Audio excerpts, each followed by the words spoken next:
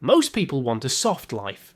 They want scented candles and movies where everyone falls in love under a pink sunset. But not you. You pay hard-earned money to sit in the dark and watch a masked man chase a teenager with a rusty chainsaw. You press play on serial killer documentaries right before sleep. Society looks at you with a raised eyebrow. They whisper that maybe you are disturbed, maybe you lack empathy, or worse, maybe you are secretly violent. You might ask, why can't I just enjoy the comedy? Why do I run toward the burning building? It feels like a glitch in your wiring, like your survival instinct is broken. But stay with me, that dark obsession isn't a malfunction, it is actually a superpower. To understand why you love the scare, look at your brain's ancient security system. Thousands of years ago, fear was the fuel that kept you alive.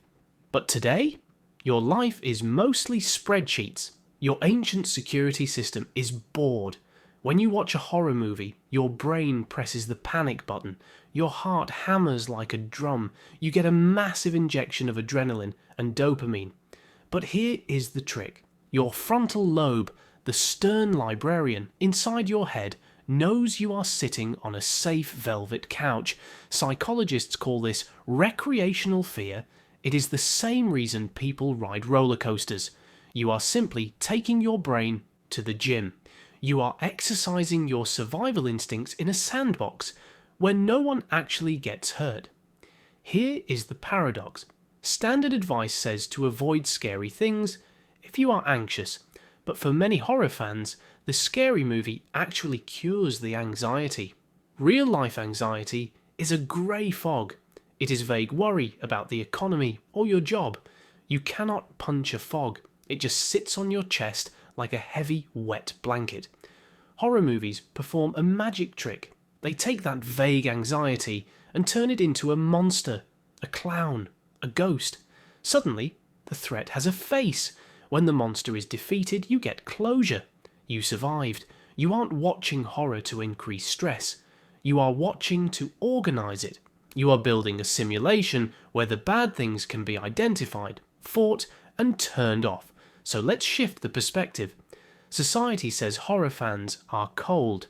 The science says the opposite.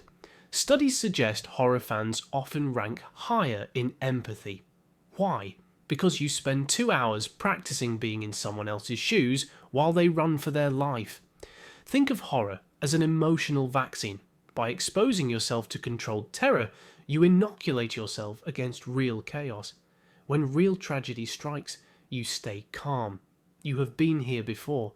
You know how to handle the adrenaline. You aren't attracted to violence. You are attracted to resilience. You are fascinated by the human will to survive against impossible odds. So don't apologize for picking the movie with the bloody handprint on the poster. You are not broken. You are brave enough to look at the darkness to find the release. You explore the haunted house so that you can feel more grateful for the safety of your own home. If you want to understand the fascinating wiring of your own brain, hit that subscribe button. We explore the light and the dark here. See you in the next one.